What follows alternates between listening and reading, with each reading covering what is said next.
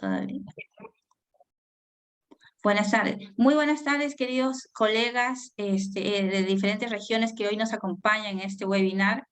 Quien les saluda, soy la doctora Ánica Remulgo Artesano, coordinadora de la maestría en Ciencia en Enfermería, Convención en Gerencia de Cuidado de la Universidad Norbert Wiener.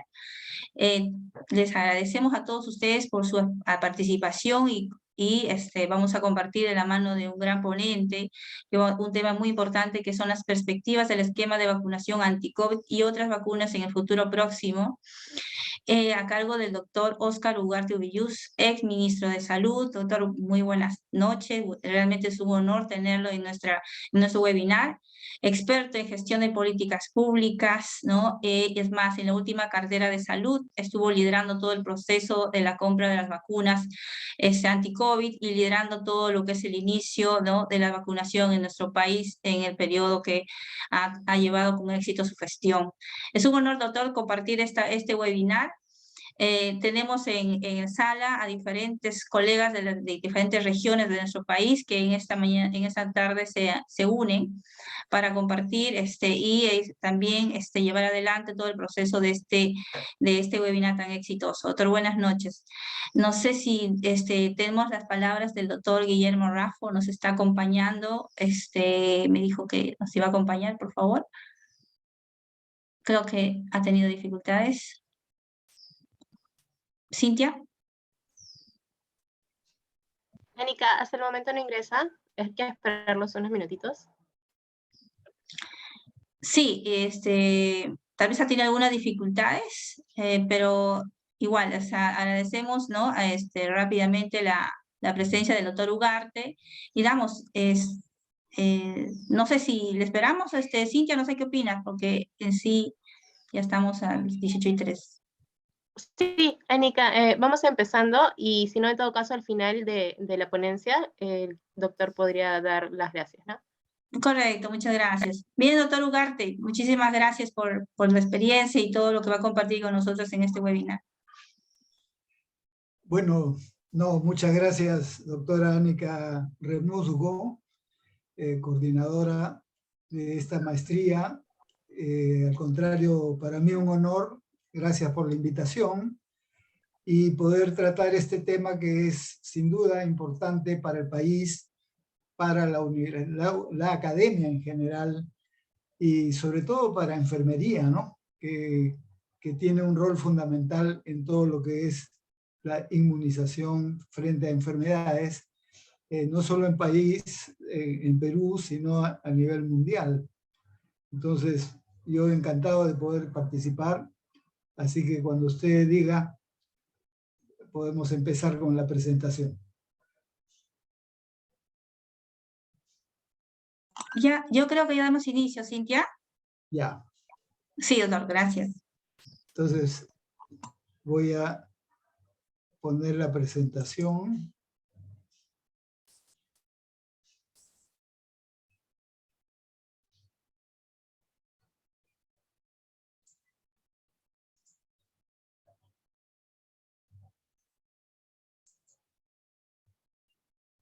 Ok. Bien, el tema perspectivas del esquema de vacunación anti-COVID y otras vacunas es sin duda fundamental porque la presencia de las vacunas contra el COVID a nivel internacional y también en el país han cambiado el escenario de la pandemia, porque nos han planteado una alternativa para enfrentar al COVID-19 y minimizar los estragos que esta pandemia ha producido en el mundo y particularmente en el Perú, con lo que, como conocemos, ya son más de 210.000 fallecidos por la pandemia, aunque ya en el último tiempo esto se ha reducido justamente por la vacunación como uno de los factores fundamentales. Entonces, si me permite, vamos a empezar con una mirada rápida del contexto de la pandemia por COVID-19 en Perú para ubicar digamos, el rol y la función que ha tenido la vacunación en esta etapa. Quiero mostrar nomás unas láminas muy breves. Esta que estamos viendo es una gráfica de la incidencia de COVID, es decir, la cantidad de casos presentados desde la semana epidemiológica 10 del año 2020 hasta la semana 6 del año 2022, es decir, hasta febrero, mediados de febrero.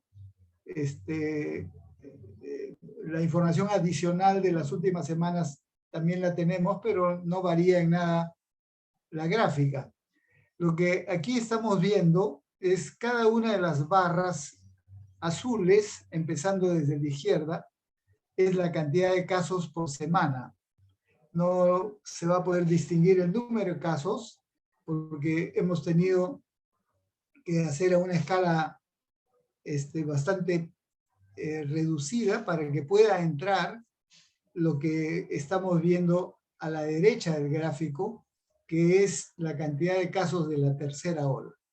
Este gráfico lo que representa es, en el lado izquierdo está la primera ola, las barras en azul, desde, como decimos, la semana epidemiológica 10, que fue la segunda semana del mes de marzo del año 2020, cuando tuvimos los primeros casos, luego un crecimiento semana a semana, que fue y correspondió a abril y mayo, luego un decrecimiento relativo y luego un repunte que se extendió hasta julio, agosto y luego un decrecimiento paulatino.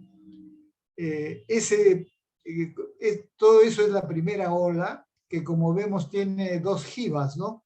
Como el lomo de un camello, digamos así. La primera jiba correspondió a la irrupción de la pandemia en el Perú, particularmente en Lima, Callao, la costa norte y la selva, particularmente Loreto y la capital Iquitos, donde fue muy seriamente golpeada la población con la cantidad de casos que se presentaron. Pero luego se expandió al resto del país y ahí viene esa segunda jiba, que es ya los meses junio, julio, agosto, y luego empieza a decrecer hasta el mes de noviembre de ese mismo año 2020.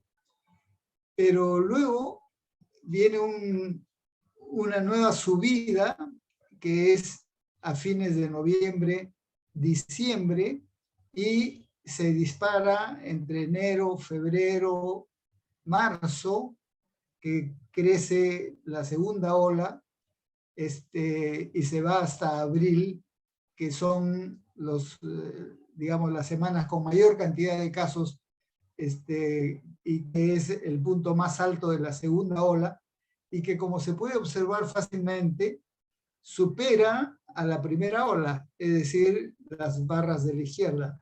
Entonces, las barras azules del centro de la gráfica corresponden a la segunda ola, que empiezan a decrecer a partir de abril. En mayo ya están reduciéndose, y de ahí en adelante viene una reducción más importante. Esa reducción se relaciona mucho con el inicio de la vacunación contra el COVID, que, como sabemos, empieza con el personal de salud en el mes de febrero, se extiende marzo, abril. Inmediatamente ahí también se inicia la vacunación a partir de marzo de los adultos mayores, y gradualmente de todos los grupos etarios posteriores, incluyendo también las personas con comorbilidades. Y como se puede observar, hay una reducción muy importante de la cantidad de casos, y luego esa parte más bajita a la derecha de barras azules, eso corresponde a agosto, septiembre, octubre, noviembre, y en diciembre se reinicia, ahí están las barras rojas. Hemos tratado de diferenciar así para identificar la tercera ola, que como se ve en número de casos semanales, no solo alcanza los puntos más altos de la primera y de la segunda ola, sino que además los duplica, triplica, hasta cuadruplica por semana, en una concentración muy rápida, que es fines de diciembre, principios de enero. El pico más alto es la tercera semana de enero y luego empieza a bajar en las semanas siguientes, finales de enero, febrero, y continúa bajando en el mes de marzo y hasta ahora en el mes de abril. Entonces, esta es la forma gráfica de entender lo que fue la primera, la segunda y la tercera ola en cuanto a número de casos. Pero veamos a continuación esta otra gráfica, que está a otra escala, pero es para poder mostrar la diferencia en cuanto a casos fallecidos, y donde vemos las barras de la izquierda que están en azul oscuro, casi negro, son las diferentes semanas epidemiológicas, donde efectivamente el punto más alto es de fallecidos es a finales de julio, donde habían 4.680 casos semanales de fallecidos, estoy hablando de julio del 2020, y luego en agosto, septiembre empieza a caer y hay una reducción importante de fallecidos, hasta que ya a fines de noviembre y empezando diciembre recrudece lo que es la segunda ola y el número de fallecidos crece tremendamente. La segunda ola, como ustedes pueden ver, nos golpeó más duro todavía porque hubo más fallecidos que si comparamos las barras celestes, ¿no? Esa es la segunda ola versus las barras azules oscuras de la izquierda, que es la primera ola. Claramente se ve que hay mucho mayor cantidad de fallecidos. Si en la primera ola, hacia finales de julio, el número más alto de fallecidos por semana fue 4.680, en el caso de la segunda ola, las barras celestes, ya en el mes de abril del año pasado, 2021, subió a 5.700, casi 6.000 fallecidos por semana. Y luego, coincidiendo con la vacunación, miren cómo cae la cantidad de fallecidos drásticamente, y luego se permanece muy bajito hasta que se inicia a la derecha, con las barras rojas, la tercera ola, pero donde crece un poco el número de fallecidos, pero no afecta fundamentalmente. Y eso es lo importante a tener presente, porque la vacunación ha sido un factor importante para que la segunda ola caiga rápidamente y el número de fallecidos sea mucho menor que lo que fueron la primera y la segunda ola. Sin embargo, como acaba de informar el Centro de Epidemiología del MINSA, hay riesgo de una cuarta ola. No sé si, pero en estos días se ha difundido un informe del CDC, del MINSA, del Centro de Epidemiología, que dicen que hay 4 factores a favor de lo que podría ser una cuarta ola en el país. Primero, es el bajo nivel de vacunación con tercera dosis de refuerzo, que en la actualidad, como veremos dentro de un rato, es el 49% de la población objetivo. Considerando en este caso la población objetivo 28 millones y medio más o menos, que son los mayores de 12 años. Se dice población objetivo para 3 dosis. Esa es la población de 12 años en adelante. Porque la población infantil que se ha incorporado para la vacunación, los chicos de 5 a 11 años, para ellos la meta es solo 2 dosis, no 3 dosis. Entonces, para la población objetivo cuya meta con 3 dosis es de 12 años para arriba, es 28.5 millones. Cuando hablamos de la población objetivo en total, incorporamos a los chicos de 5 a 11 y ahí sí subimos a 32 millones y medio, más o menos. Pero quiero decir que el Centro de Epidemiología nos señala que un factor de riesgo de una posible cuarta ola es que a nivel de tercera dosis, que es lo que se ha planteado a nivel mundial como una posibilidad de enfrentar riesgos de nuevas olas del COVID, estamos todavía por debajo de la mitad de la población objetivo vacunada con la dosis de refuerzo. El segundo factor de riesgo es el comportamiento social con tendencia a relajar las medidas de prevención, particularmente distanciamiento social y uso de mascarilla, que como se puede constatar, ya hay propuestas, planteamientos, e incluso se ha escuchado a algunos funcionarios hablar de la posibilidad de ya no ser estrictos en el distanciamiento social ni en el uso de mascarilla, lo que sería un error según el Centro de Epidemiología del MINSA, y yo creo que efectivamente tienen absoluta razón. El tercer factor es la existencia de variantes, como por ejemplo la BA2 es una nueva variante de Omicron, es lo que se da un linaje, porque la variante Omicron que nos ha golpeado no solo en Perú, sino a nivel mundial, pero que en Perú ha sido responsable de la tercera ola, ha sido la BA1. Pero la BA2, que como digo es un linaje diferente de Omicron, que ya está en el Perú, es 30-50% más transmisible que la BA1.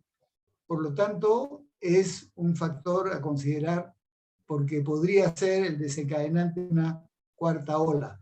Ya se ha detectado en el Perú, por lo menos de hace 6 semanas, se considera que aunque todavía no es dominante, por lo menos ya el 5% de los casos a nivel nacional corresponden a esta BA2 y podría más adelante desencadenar, como decimos, una cuarta ola. Y el cuarto factor de riesgo es el posible efecto menos protector de las vacunas existentes frente a nuevas variantes que puedan surgir.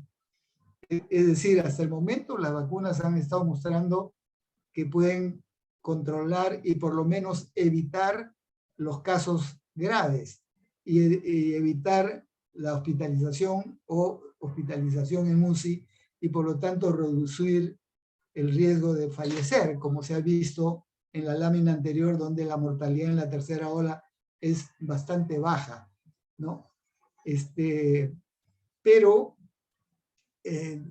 no se sabe, y ahí hay una advertencia de la Organización Mundial de la Salud, que podrían venir nuevas variantes para las cuales las vacunas existentes no serían suficientes, ¿no?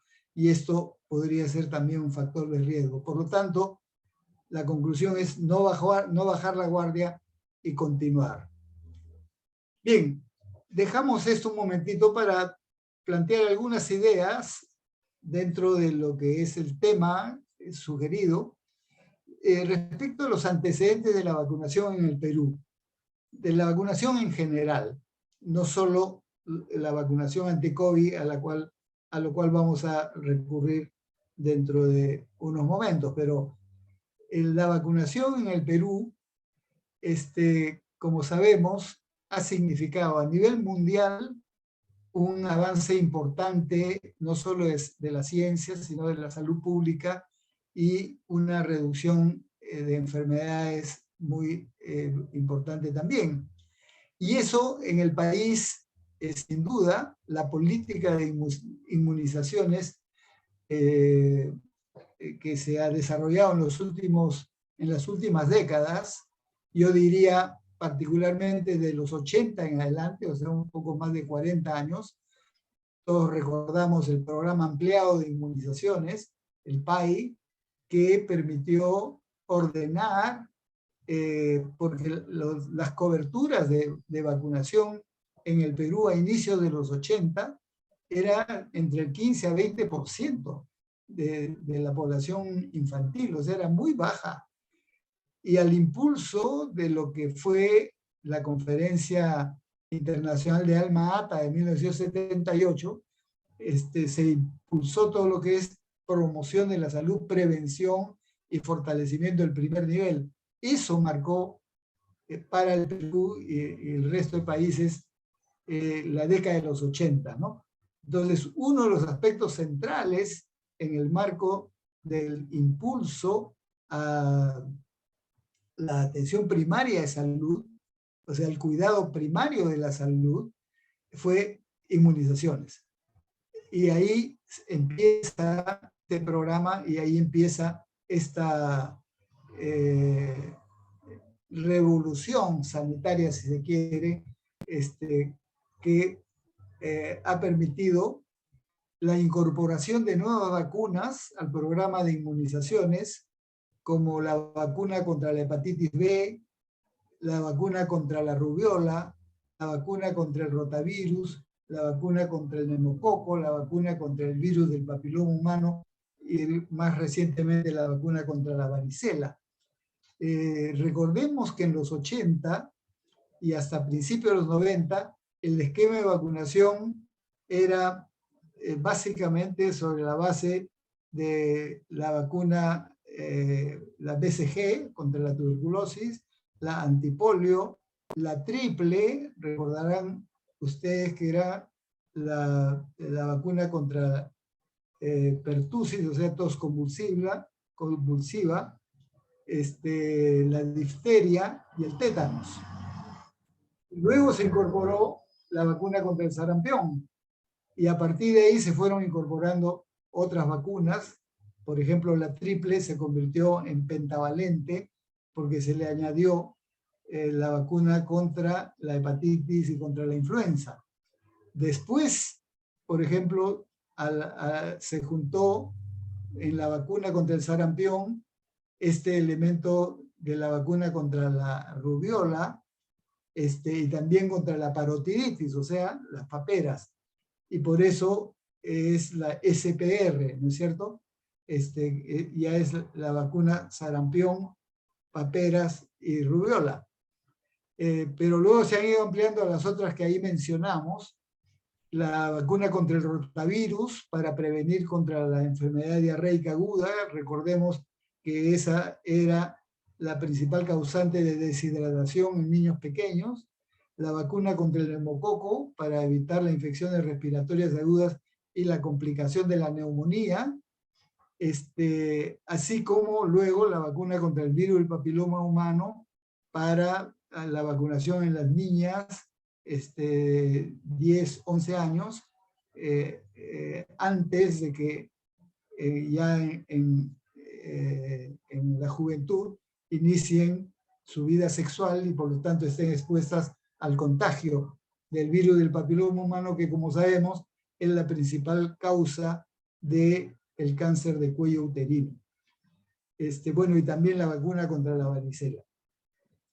Entonces, hemos ampliado como país la cobertura y ha significado, es una protección muy importante y reducción de enfermedades y reducción de riesgos de mortalidad.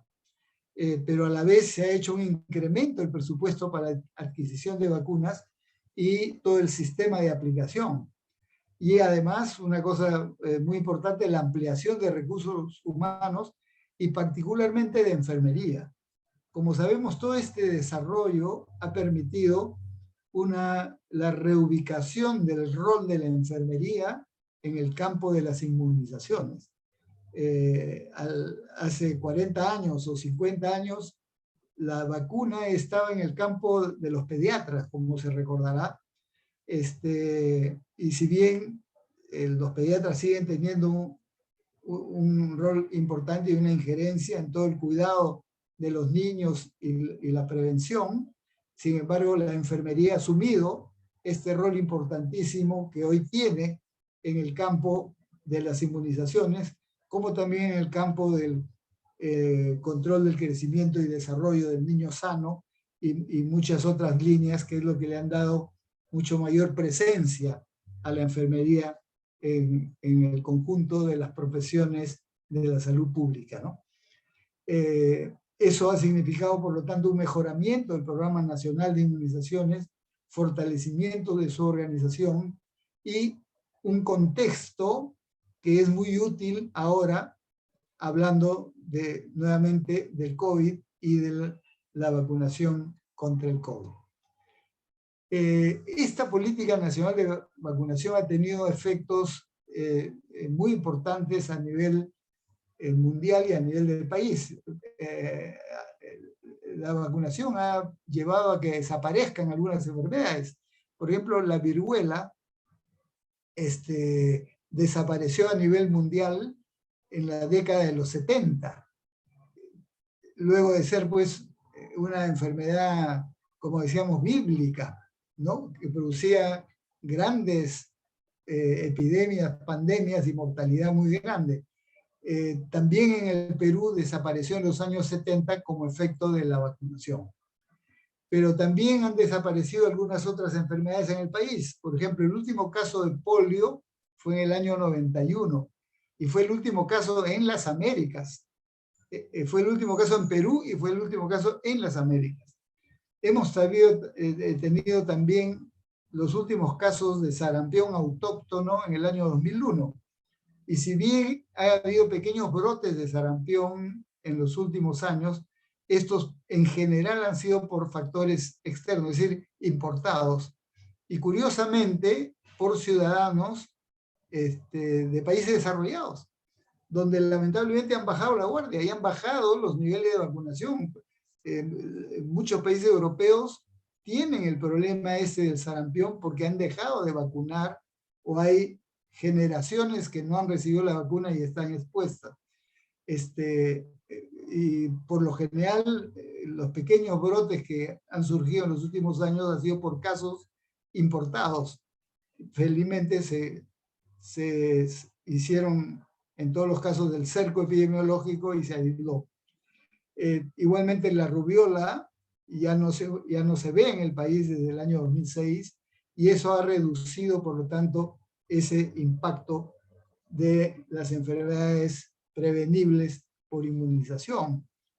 Pero además tenemos una cosa sumamente importante, que es la reducción de la incidencia en enfermedad diarreica aguda por la vacuna contra el rotavirus y de las infecciones respiratorias agudas por la aplicación masiva de la vacuna contra el neumococo. Y ambas han incidido en la disminución de la mortalidad infantil, que antes se producía por dos causas muy importantes: deshidratación aguda como consecuencia de la enfermedad diarreica aguda y neumonía como complicación de la infección respiratoria aguda. Entonces, miren ustedes, esta es una curva de la mortalidad infantil entre 1991 y el 2015. Y es lo que se expresó en un compromiso de Perú con los Objetivos de Desarrollo del Milenio, que como sabemos fue este acuerdo a nivel de Naciones Unidas en el año 2000, para 8 objetivos, pero uno de ellos, que es el que señalo porque tiene que ver con el impacto positivo de las inmunizaciones, fue la reducción de la mortalidad infantil. Y el acuerdo era que los países debíamos reducir por lo menos a la tercera parte la mortalidad infantil que había a inicios de los 90.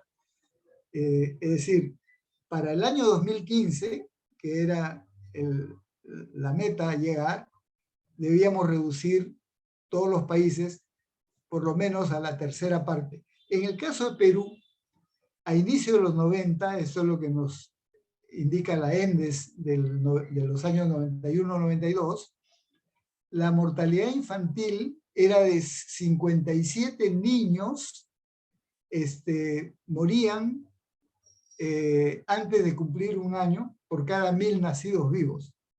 Ese es el indicador, ¿no? O sea, ¿cuántos niños mueren antes de cumplir un año por cada 1000 nacidos vivos? Ese es el indicador de la mortalidad infantil. Y en su momento, al principio de los 90 era, miren, 57 niños morían de cada 1000 nacidos vivos antes de cumplir un año. Y las principales causas eran deshidratación por enfermedad diarreica aguda y neumonía por infección respiratoria aguda. Cuando decimos estas cifras pueden parecer muy frías, pero miren, 57 niños por cada 1000 nacidos vivos, teniendo en cuenta que eran más o menos 500.000 nacidos vivos cada año, eso significaba que morían al año por estas causas más o menos 28.000 niños antes de cumplir un año. Esa es la cantidad de muertos. Y con la acción de la vacunación se ha ido reduciendo, y fíjense, en la ENDES del 96 ya era 43, ya se había reducido. En la ENDES del 2000, porque antes las ENDES se hacían cada 4 años, ya era 33. En la ENDES del 2004-2006, que es lo que se llamó la ENDES continua, porque a partir de ahí ya se hace todos los años, se redujo a 25. Y así sucesivamente en los años siguientes. Y al 2015, que es la meta a la cual debíamos llegar con la tercera, reduciendo la tercera, habíamos sobrepasado esa meta, porque la tercera parte de 57 es 19. Pero a esa meta ya habíamos llegado en 2010. Y el 2015, como se puede ver, llegamos a un indicador mejor todavía, que era 16, y de ahí hemos seguido reduciendo. Entonces, esto nos muestra gráficamente la importancia de la vacunación. Estamos hablando en este caso para reducir mortalidad infantil, pero en general la vacunación como estrategia sanitaria y por lo tanto como una estrategia de salud pública fundamental. Bien, entonces, haciendo esas dos introducciones, de un lado de cómo ha evolucionado la pandemia y de otro lado lo que la vacunación en general ha significado para la salud del país, incluso antes de la pandemia, veamos ahora lo que implica la vacunación en el contexto de la pandemia y los retos que tenemos hacia el futuro. Una primera cuestión que creo que vale la pena recordar, porque yo sé que todos tienen el concepto bastante más claro, es los tipos de vacunas. Esto es muy importante tener presente porque este es uno de los temas en discusión actualmente en el contexto de la pandemia. Y en general, como sabemos, hay 3 tipos de vacunas en cuanto a cómo se preparan, cómo se elaboran, cómo se producen las vacunas. Una es lo que se llaman las vacunas inactivadas. ¿Qué quiere decir eso? Que se prepara o un virus o bacteria que sea la causa de la enfermedad o un virus semejante al que produce la enfermedad y se lo inactiva. Es decir, se le destruye su capacidad de producir la enfermedad. Y esto se logra por medio de sustancias químicas o por calor o por radiación. Esta es una estrategia que se ha mostrado durante muchos años y ha sido muy exitosa, con una tecnología que se ha logrado dominar bastante bien, y es la tecnología con la cual se preparan, por ejemplo, las vacunas antigripales, o sea, contra la influenza, o la vacuna contra la polio, ¿no? Son vacunas producidas con el virus inactivado. ¿Y cómo se inactiva? Ya hemos visto que la ciencia ha visto que se hace mediante sustancias químicas, el calor o la radiación. Esas vacunas son las más conocidas y han demostrado mucha eficiencia y eficacia, y hay mucha capacidad para producir vacunas inactivadas que se siguen usando para muchas enfermedades. Pero hay también las vacunas atenuadas, es decir, se utiliza el virus patógeno o la bacteria o uno muy parecido y se lo debilita, es decir, se reduce la capacidad de producir la enfermedad y se utiliza eso como estímulo para generar los anticuerpos, ¿no? En el primer caso, la vacuna inactivada, como ya hemos señalado, es lo que genera en el cuerpo humano la producción de anticuerpos contra esa enfermedad. En el caso segundo, son vacunas atenuadas, es decir, el virus patógeno se le ha debilitado, se inyecta al cuerpo humano y genera la producción de anticuerpos. ¿Qué ejemplos tenemos? Por ejemplo, la vacuna SPR, o sea, la vacuna que tiene esto de componente contra 3 enfermedades, contra el sarampión, contra la parotiditis y contra la rubiola, ¿no? Esa es una vacuna atenuada. También la vacuna contra la varicela, o la vacuna contra el herpes zóster, que también existe, no está incorporada en nuestro calendario de vacunación como de uso obligatorio, pero existe. Estos son ejemplos de vacunas atenuadas. No conocíamos otros tipos de vacunas, pero ahora, en relación con la pandemia, se ha generado un nuevo tipo de vacunas que es lo que se denomina basadas en vectores víricos, que es otra modalidad. Es decir, no se utiliza el virus causante de la enfermedad desactivado, ni ese virus debilitado, digamos, atenuado, sino se utiliza solo una parte del virus causante de la enfermedad. Y esa parte es la que se inyecta, sea acompañando un virus que no es patógeno, se le inocula esa partecita que genera la reacción contra la enfermedad. En el caso de estos virus, se utiliza un vector que se inyecta en otro virus y es esto lo que se inyecta a la persona y las personas generan los anticuerpos contra ese elemento aislado del virus, lo que se llama un vector vírico, ¿no es cierto? Pero también se utiliza, ahora vamos a explicar un poquito mejor, si se extrae una proteína del virus causante de la enfermedad y se inyecta en este virus desactivado o virus no patógeno, o se inyecta simplemente vinculado a otra proteína. Y entonces el organismo reacciona contra esa proteína causante de la enfermedad, pero que no va a producir enfermedad, sino produce esta reacción. Esto ya se había empezado a investigar frente al ébola, que como sabemos es una enfermedad que surgió en los últimos 10 años y que motivó también estudios importantes. Entonces, es esta tercera vacuna de vectores víricos la que se ha utilizado en parte, ahora vamos a ver, para la producción de vacunas contra el COVID-19.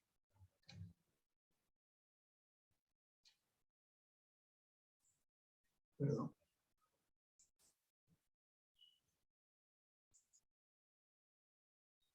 Pero antes de ver eso, también un concepto que vale la pena tener presente sobre el proceso de elaboración de vacunas. Todo esto ya es conocido, pero lo digo para recordar. En la elaboración de una vacuna, en cualquiera de las modalidades de los tipos de vacuna que acabamos de ver en la lámina anterior, hay siempre lo que se llama una etapa preclínica. ¿A qué se refiere? Que hay que elaborar el biológico, que es esto que decíamos, ¿no? O el virus inactivado, o una porción del virus que se va a utilizar. Ese es el biológico que se va a usar como el estímulo para la generación de los antibióticos. Entonces, esa obviamente es una primera parte, eso se hace en laboratorio, hasta que se elabora totalmente el biológico con el cual se va a generar la vacuna. En esa etapa preclínica se hace la experimentación con animales, que es el segundo paso en la etapa preclínica. Y se utilizan diferentes animales. Se utilizan el cobayo, se utilizan, en los últimos años se está utilizando, por ejemplo, las llamas, o sea, auquénidos peruanos, pero también se utilizan primates, diferentes tipos de animales.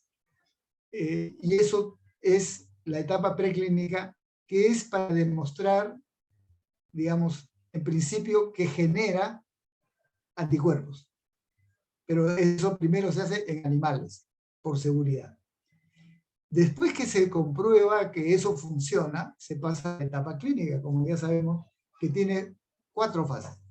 La fase 1 es la aplicación a humanos voluntarios, pero en un grupo pequeño, de 10 a 50, con el fin de conocer la seguridad de la vacuna. Es decir, ya se probó en animales, ahora hay que probar en personas que al aplicarle la vacuna, la reacción va a ser positiva y no va a haber un efecto secundario grave, ¿no es cierto? Por eso esa fase 1, aunque se hace con poca cantidad de voluntarios, se hace con muchos cuidados. Hay que tener unidades de cuidados intensivos a la mano por si acaso hay alguna reacción que no se vio en animales, pero de repente en el humano sí produce. Esa es la fase 1. Cuando se pasa esa fase, se pasa a la fase 2. Se aplica ya a un número mayor que va por lo general entre 100 a 300 voluntarios, o sea, varios cientos, ¿no? ¿Y qué cosa se investiga ahí?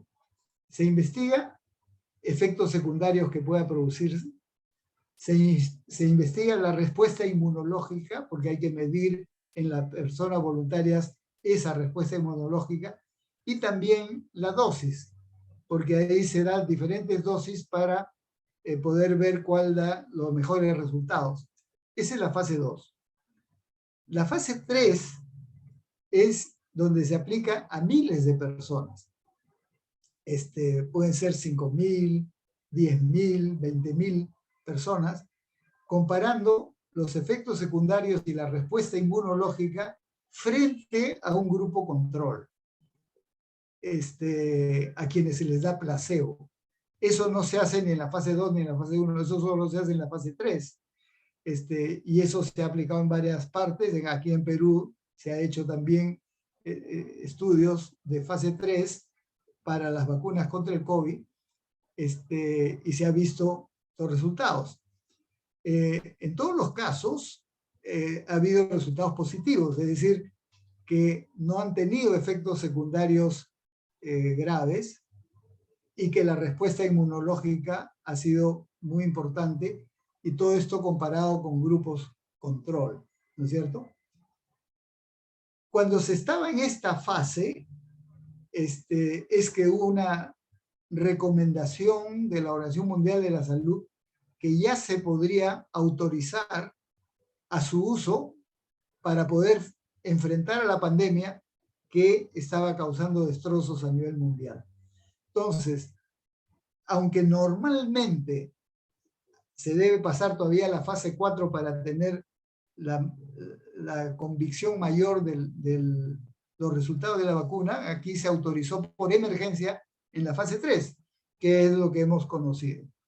Pero con seguridad, es decir, se ha aplicado en la fase 3 y esto fue una recomendación de la Organización Mundial de la Salud, pero los organismos reguladores, la FDA norteamericana, aprobó eso para Estados Unidos, igual la EMA, que es el órgano regulador de la Unión Europea para los países europeos, igual en Inglaterra, en todos los países, y aquí mismo la DGMIT aprobó el uso de estas vacunas porque tenemos la convicción de su seguridad y de su efecto positivo.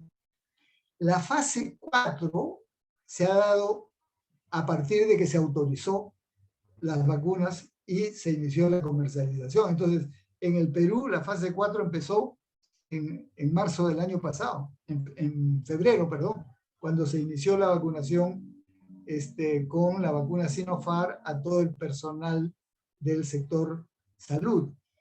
Y estamos viviendo todavía la fase 4. Y aquí es donde valen todos los estudios que se han venido haciendo con las diferentes vacunas, sus resultados, en personas de las diferentes edades, etcétera, etcétera, y los resultados. Bueno, esto, como sabemos, está caminando, pero vale la pena recordar todo esto para desbaratar aquellos argumentos de personas que en general tienen posiciones contra las vacunas y que han dicho que estas vacunas nuevas pueden generar cambios a nivel del ADN de las personas, etcétera, etcétera, y pueden generar reacciones dañinas, sobre todo en niños. Bueno, nada de eso es cierto a estar por la forma como se ha organizado la preparación de estas vacunas y los resultados que vamos viendo hasta la actualidad. ¿Cuáles son los tipos de vacunas que se está usando en Perú o que se van a usar? La primera que se utilizó y se ha seguido usando es la Sinopharm. Y Sinopharm es una vacuna del tipo de virus inactivado. Es decir, que es la forma clásica de la formación, de la preparación de vacunas y que ha mostrado, ya dijimos, es la con la cual se ha hecho, por ejemplo, la vacuna contra la polio y otras vacunas que han mostrado hasta la actualidad su efectividad, y también en el caso de Sinopharm, ya los estudios han demostrado su efectividad.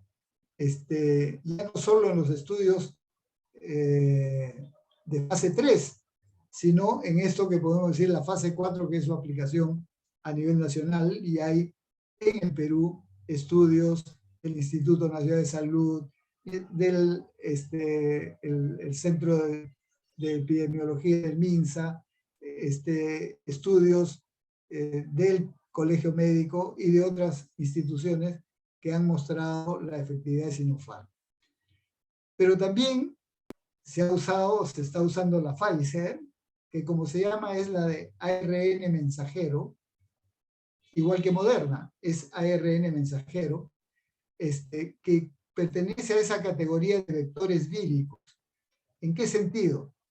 Que lo que se hace es extraer el ARN, a la cual se le inyecta la proteína para poder generar la reacción produciendo anticuerpos en el cuerpo humano. Esa es una modalidad moderna, digamos, y ahora se está mostrando su efectividad. Pfizer y Moderna son similares en ese contenido. Pero estamos usando también AstraZeneca, que pertenece a la de vectores víricos, pero es lo que se llama un vector viral no replicante. ¿A qué se refiere esto?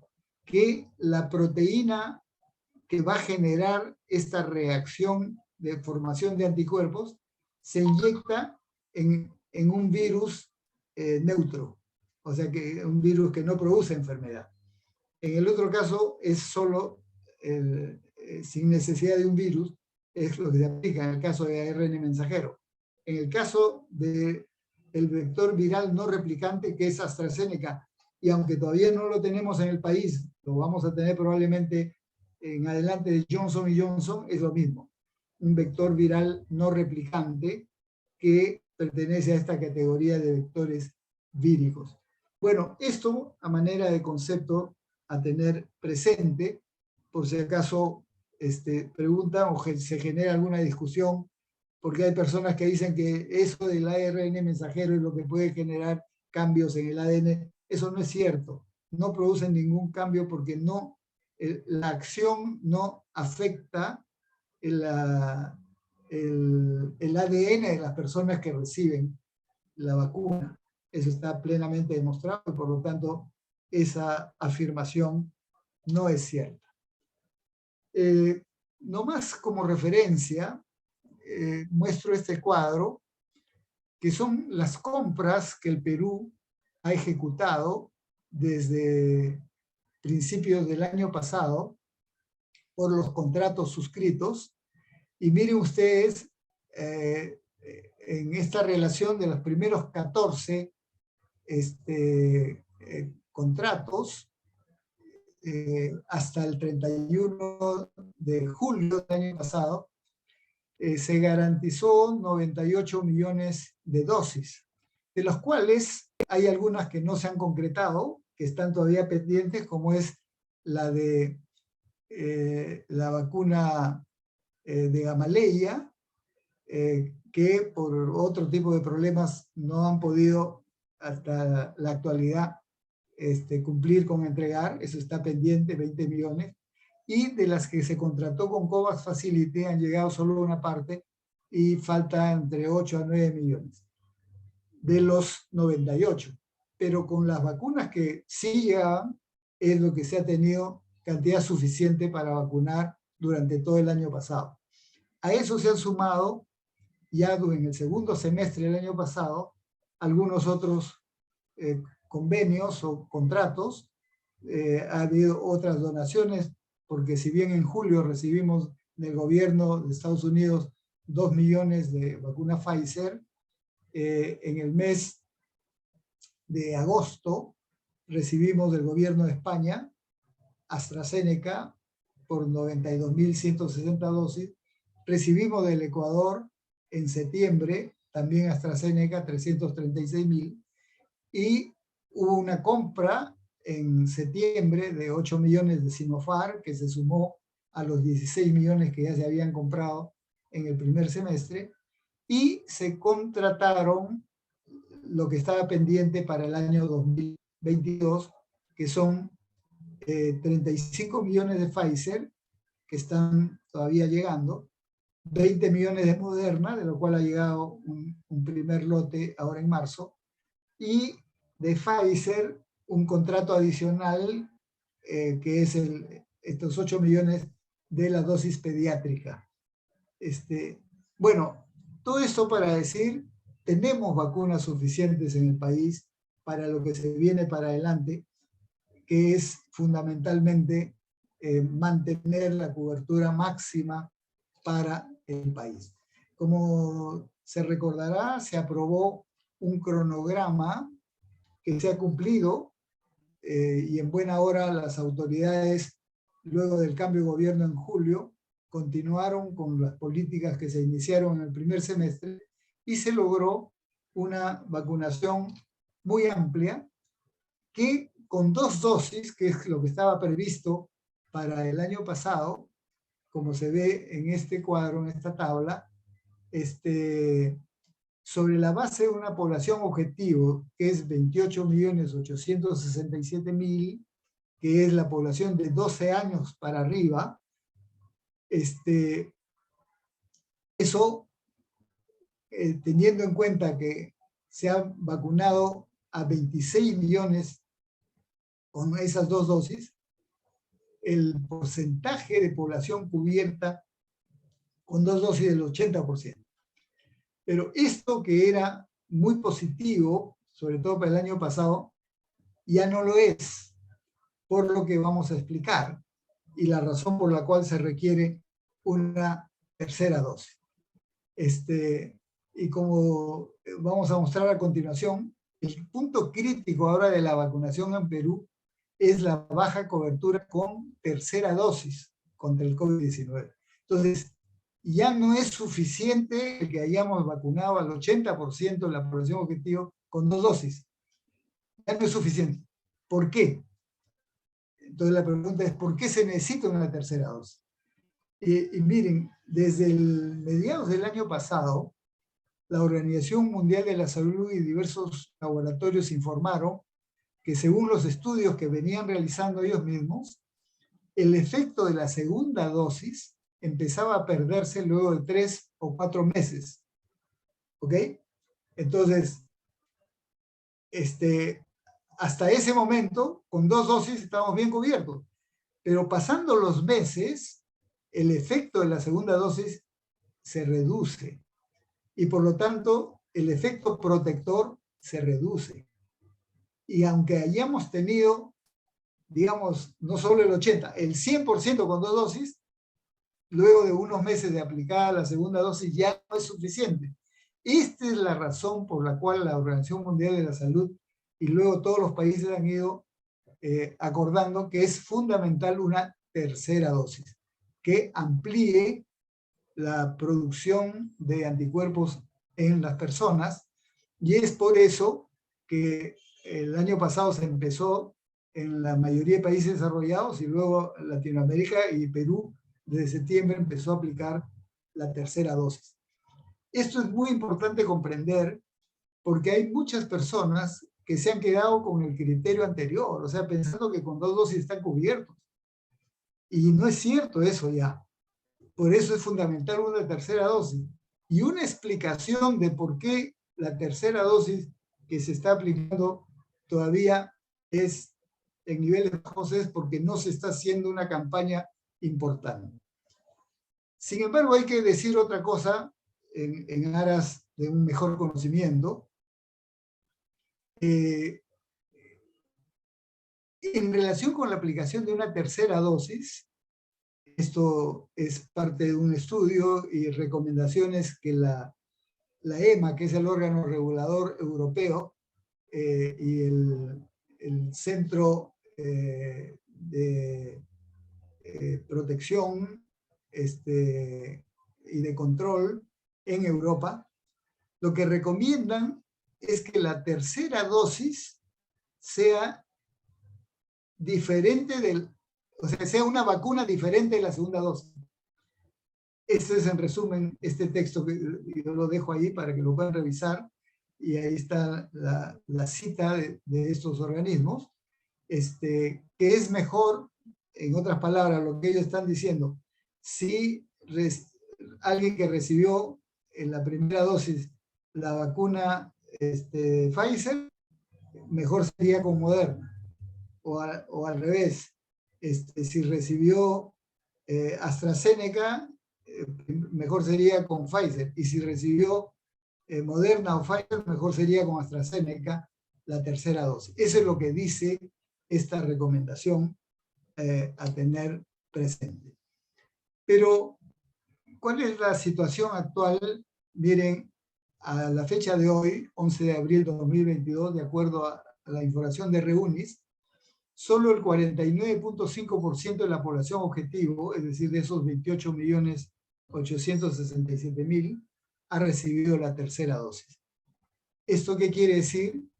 Como dice la nota al pie, cerca de 15 millones de personas, o sea, un poco más del 50% de la población objetivo aún no reciben una tercera dosis. Y este es el talón de Aquiles que podría ser, como se vio al principio, y es la recomendación del Centro de Epidemiología del MINSA, uno de los factores que puede desencadenar una cuarta ola. Entonces, sin embargo, esta baja cobertura de la tercera dosis es porque han habido mensajes que desde mi punto de vista han sido equivocados por las propias autoridades del país, porque no solo el ministro anterior lo mencionó así, sino que incluso el mensaje del premier en lo que se llama el discurso de investidura, el 8 de marzo, lo que puso por delante es lo que está ahí textual, que es la vacunación con 2 dosis. En ese momento 77% de la población objetiva. Pero esto lo repitió el presidente en su mensaje también en el Congreso el 15 de marzo. Entonces, aunque no se ha querido dar una idea equivocada, sin embargo, la gente que lo lee dice, pero si con 2 dosis vamos bien, ¿para qué tengo que ponerme una tercera? Y este es el tema que creo que debe ser encarado, porque no es un problema de falta de vacunas. Miren, estas son las vacunas que tenemos en la actualidad. De AstraZeneca hay todavía 5 millones de dosis que alcanza para vacunar a 2,5 millones de personas. Moderna ha empezado a llegar, pero solo una pequeña parte de 20 millones que va a permitir vacunar a 10 millones de personas si se aplicasen 2 dosis. Pfizer, 35 millones que va para 17.500.000 si se aplicasen 2 dosis, pero si se aplica la dosis de refuerzo, como verán, solo la dosis de refuerzo alcanza muchísimo. Y por esa razón, y con esto termino, las prioridades inmediatas en la vacunación es primero cubrir en el corto plazo con una tercera dosis contra el COVID al 80% de la población objetivo de 12 años a más. Es decir, pasar de ese 49% por lo menos al 80% de la población objetivo. Y eso es lo que nos protegería frente a una eventual cuarta ola. En segundo lugar, hacer lo propio con la población infantil, es decir, cubrir en los próximos meses con 2 dosis, por lo menos al 80% de la población infantil de 5 a 11 años, con 2 dosis. Ahí hasta el momento no se ha previsto que se requiera dosis de refuerzo, sino lograr, porque ahorita estamos todavía a la mitad de esa meta, con una dosis, y con 2 dosis es un porcentaje bastante menor. Entonces aquí es un esfuerzo especial para la vacunación infantil. En tercer lugar, y paralelo a eso, tenemos que impulsar el calendario de vacunación normal, porque durante la pandemia se han caído los niveles de cobertura del resto de las vacunas. La BCG, la antipolio, la triple, la pentavalente, etcétera, etcétera.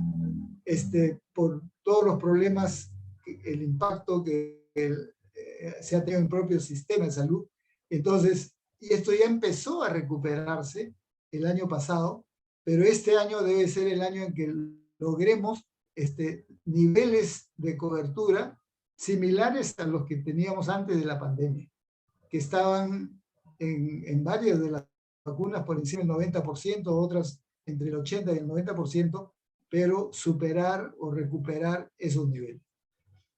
Y creo, finalmente, es un aspecto muy importante, porque esto es clave, restablecer los contratos de personal, principalmente de enfermería, que se han reducido, como sabemos, en los últimos meses, por problemas de recortes presupuestales. Pero hay que recuperar la capacidad organizacional en el campo de asignaciones y ahí recuperar al personal y ampliar principalmente con el personal de enfermería, que es la columna vertebral del programa de inmunizaciones, es fundamental. Muy bien, estas son las ideas que quería plantearles en el marco de esta amable invitación, doctora Anika. Muchísimas gracias, doctor. A todas las personas presentes. Muchas gracias, doctor Ugarte. Agradecemos la presencia de todos los colegas de las diferentes regiones. Ahí vemos autoridades también que nos acompañan, la Paz Decana del Colegio Regional de Enfermeros, la doctora Alicia de Alvarado, y hay muchos colegas que están en diferentes escenarios de las regiones, también liderando el proceso de vacunación, y agradecemos toda la clarísima explicación del proceso de cómo se ha ido batallando frente a COVID y los demás esquemas de vacunación en este largo periodo de nuestro país en la pandemia. Aquí, doctora, hay una pregunta. Milagros Mallorca dice, buenas tardes, dice, ¿a aquellos que han recibido la vacuna Johnson & Johnson requieren algún refuerzo? Pregunta, doctor. Sí, en todos los casos se requiere un refuerzo. Y también se ha hecho la evaluación con Johnson & Johnson, que como ustedes saben, es monodosis, ¿no es cierto? Todas las otras vacunas han sido 2 dosis, pero en el caso de Johnson & Johnson también hay que hacer un refuerzo. Y como señalé, las recomendaciones es que en lo posible sea una vacuna diferente. Que eso no es que no se pueda aplicar la misma vacuna, también, pero lo que se ha mostrado es que hay una mejor respuesta cuando se combina con otra vacuna de las que se están utilizando y que todas están autorizadas. Perfecto, muchas gracias, doctor. Aquí pregunta Janet Ayala, dice, muchas gracias, doctor. Al momento no existe estudio sobre el periodo de protección de las diferentes vacunas, puesto que se ha generado cierto desconfort en la población. Se entiende que todo ello va avanzando, sin embargo, continúan aumentando la dosis. Dice. O sea, no hay un estudio, dice acá, que demuestre exactamente cuánto tiempo de protección tienen las vacunas, doctor. Eso es cierto, y la razón es porque se tuvo que autorizar de emergencia cuando se estaba todavía en tercera fase de la vacunación. Recién estamos viviendo la cuarta fase, porque es esta cuarta fase la que permite ver justamente estos temas, cuánto dura el efecto, si es necesario los refuerzos o no. Es decir, en condiciones normales, así se ha hecho con todas las vacunas. Por ejemplo, también con la vacuna del sarampión, se vio la necesidad de poner un refuerzo que se pone tiempo después, ¿no es cierto?, de aplicar la primera dosis. Ha sido la experiencia que ha mostrado la necesidad. Aquí estamos en tiempos muy comprimidos, muy cortos. Entonces, se ha visto la necesidad de una tercera dosis porque se ha comprobado que luego de la segunda dosis hay esta reducción de la protección con los anticuerpos generados. No se sabe todavía el efecto del refuerzo por cuánto tiempo va a ser. Y el caso de la cuarta dosis, que por ejemplo ya algunos países lo están recomendando, se está restringiendo a grupos vulnerables, personas de tercera edad o personas con comorbilidades, no como política general. En ninguno de los países donde se está aplicando cuarta dosis se está haciendo como política general, se está priorizando esta vacuna. ¿Por qué? Porque la propia Organización Mundial de la Salud se hace la misma pregunta que ha planteado Janet. Es decir, ¿y cuál va a ser el efecto de la tercera dosis o de una cuarta? ¿No es cierto? Eso recién se va a ver. Porque además tengamos presente lo siguiente. Las vacunas que se han aplicado para la primera y segunda dosis, como la que se está aplicando para el refuerzo de la tercera y la que se está aplicando de cuarta dosis en los casos de grupos vulnerables, sigue siendo las mismas vacunas que se produjeron al inicio. Es decir, no se están produciendo todavía vacunas, digamos, mejoradas, incluyendo las nuevas variantes. Entonces, aquí hay una advertencia que la propia Organización Mundial de la Salud dice, no se trata de ir haciendo refuerzo tras refuerzo con las mismas vacunas. Lo que hay que hacer es una evaluación científica para ver si lo que se requiere, en todo caso, es mejorar las vacunas, incorporando la protección contra las nuevas variantes. Entonces, ahí hay un tema de reflexión, pero es inevitable que sea así y hay que ir dando los pasos en la medida en que se va demostrando esa necesidad. Sí, doctor, y justo Eduardo preguntaba si las vacunas que se están usando ayudarán contra las variantes, ¿no? Entonces, ahí era respondiendo que sí, ahora está en estudios, ¿no? También Sí. pregunta, doctor, ¿qué criterios usted consideraría para que se coloque la cuarta dosis en el personal de salud, ¿no? Todavía hasta ahora se ha dado la disposición para adultos mayores de 70, pero en el personal de salud como cuarta dosis. Sí, no se ha aprobado aún que el personal de salud requiera una cuarta dosis, salvo como grupo etario, ¿no? O por comorbilidades. O sea, si hay personal de salud con comorbilidades, amerita, como cualquier persona con comorbilidades. Pero no hay una política aprobada y a nivel internacional, hasta donde yo sepa, tampoco se ha definido un criterio de ese tipo.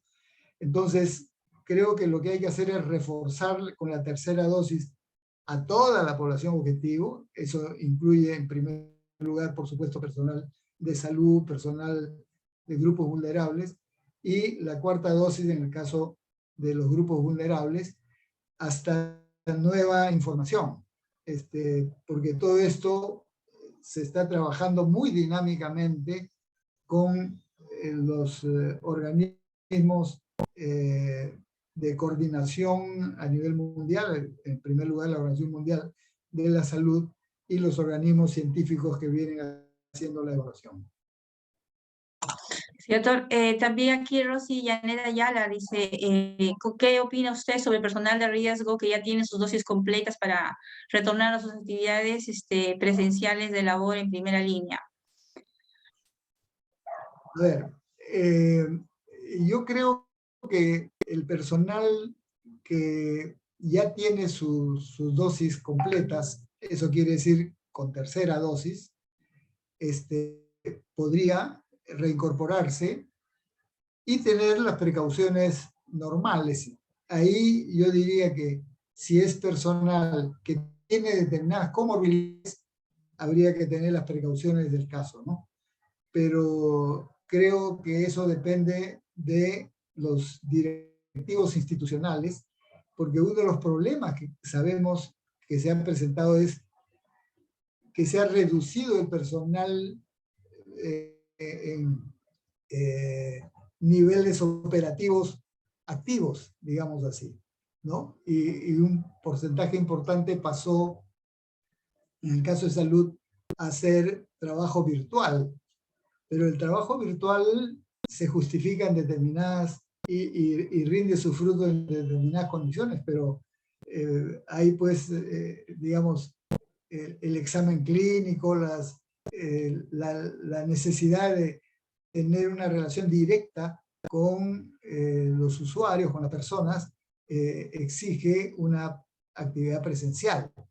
Y eso es lo que las autoridades y los gerentes institucionales deben ir caminando de a poco para combinar, digamos, la precaución y protección del personal, pero a la vez mejorar los niveles de atención, que es una de las cosas que se necesita recuperar rápidamente, ¿no?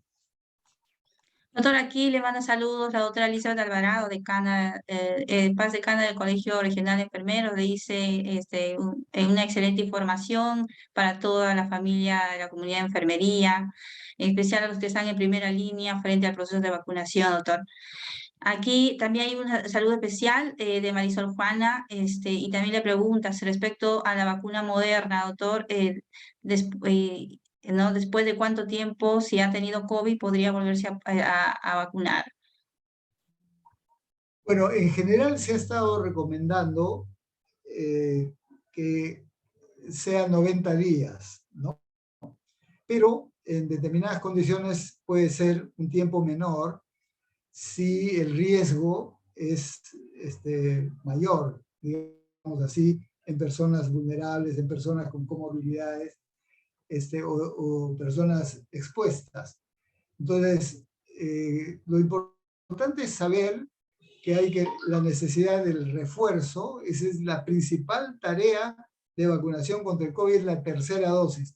Eso hay que reforzar permanentemente, pero hay que explicarlo a la población, porque el nivel de cobertura por debajo del 50% lo está diciendo.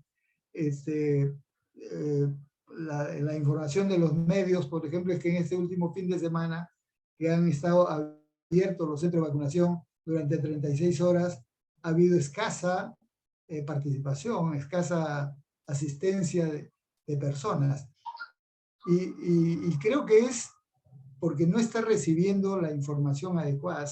Entonces, ahí lo que corresponde es que el Ministerio de Salud encabece una campaña de información, esto que hemos conversado ahora, por qué es necesaria una tercera dosis, cuáles son los riesgos de una tercera dosis, y esto, de no aplicarse una tercera dosis, y esto del riesgo de una cuarta ola, creo que es fundamental. Claro, una de las medidas que se ha adoptado es que ahora para participar en espacios públicos se está pidiendo también el carnet de con la tercera dosis. Eso va a estimular. Pero eso hay que explicarlo, porque no es un problema que se obligue a la gente a un tipo de comportamiento. Hay que garantizar que lo entienden bien y por lo tanto son participantes activos, ¿no? Como se logró con la segunda dosis. La gente lo entendió perfectamente. Creo que eso está faltando en una estrategia comunicacional y de apertura para que las personas puedan asistir rápidamente por su tercera dosis. Correcto, doctor. Muchísimas gracias. Entre más consultas aquí, tenemos su correo para poder escribirlo y agradecer su vasta explicación. Y yo estoy seguro que todos los colegas de las diferentes regiones que están en este webinar tienen bien claro y la forma de acercarnos hacia la población para seguir incrementando la cobertura de la vacunación de la tercera dosis. Muchísimas gracias, doctor Oscar Ugarte Villús, por esta excelente conferencia y su webinar que está organizado por la Maestría de Ciencia en Enfermería, Convención de Gerencia de Cuidado de la Universidad Norbert Wiener. Agradece a todos los diferentes colegas de las diferentes regiones que nos han acompañado, autoridades en este webinar. Y también compartimos nuestro programa de Maestría de Ciencia en Enfermería, que iniciamos el próximo 2 de mayo. Es una maestría que no solamente nos brinda la oportunidad de dominar los procesos de investigación, sino liderar las herramientas de la gestión, justamente en los procesos de primera línea, ¿no? En primer nivel de atención. Y los esperamos ahí para que ustedes puedan aprovechar estas ofertas que tenemos frente a los convenios con el Colegio Regional y Nacional de Enfermeros, el Colegio de la Universidad Norbert Wiener.